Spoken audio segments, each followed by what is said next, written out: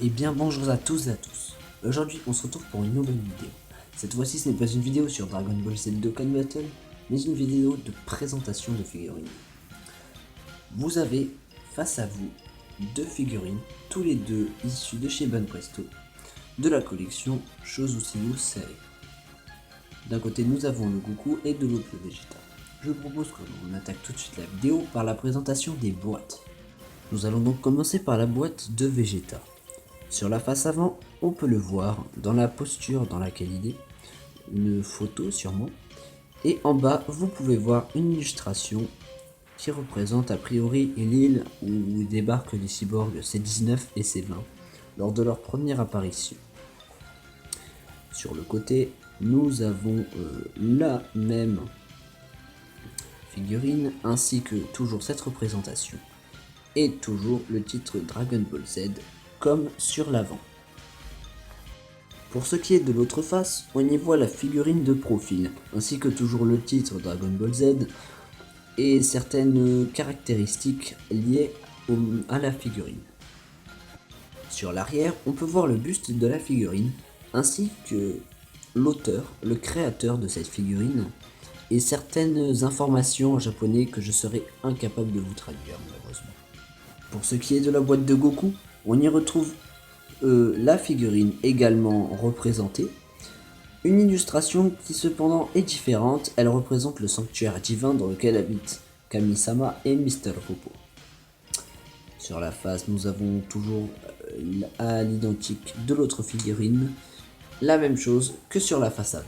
Pour autant, sur la face arrière, on y retrouve les figurines de cette collection, telles que le Vegeta que je vais vous présenter, mais aussi que Krillin, Gohan, Piccolo, ainsi que Mirai Trunks. Maintenant que je vous ai présenté les deux boîtes de ces figurines, je vais maintenant vous parler de la figurine de Vegeta. Pour ce qui est de Vegeta, il est représenté comme l'illustration paraissant sur le Dragon Ball tome 20 de l'édition Color. Au niveau des détails, la figurine est vraiment superbe. En effet, les muscles sont parfaitement détaillés. Et les ombres, surtout au niveau de ses chaussures, sont aussi magnifiques.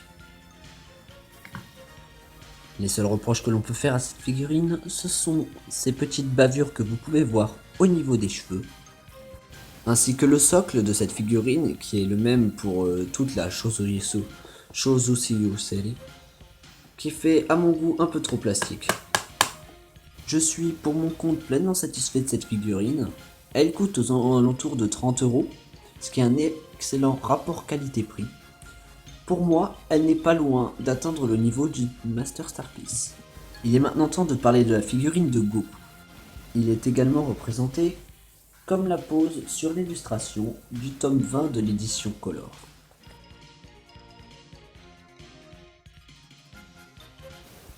Au sujet des reproches que j'ai à lui faire, ce sont ses couleurs. En effet, à mon goût, elles sont trop flashy. Vous savez, Goku, dans Dragon Ball Z, avait des couleurs un peu plus ternes pour son costume. En effet, c'était plus aux alentours du jaune-orange, entre les deux, alors qu'ici, elles paraissent beaucoup plus flashy, comme on retrouve dans Dragon Ball Super. On y retrouve également aussi quelques bavures, comme ce petit trait noir que vous pouvez voir ici, ou encore au niveau de ses brassières bleues ainsi que de sa ceinture que c'est un peu dépassé. Sinon les plis de son pantalon sont très bien réalisés, mais il y a toujours ce socle qui fait malheureusement un peu trop plastique. Vous pourrez retrouver cette figurine au prix d'à peu près 30 €, le même que la figurine de Vegeta.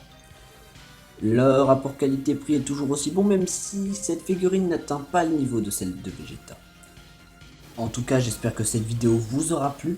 On se retrouve très bientôt pour d'autres vidéos de présentation, mais également du Dokkan Battle.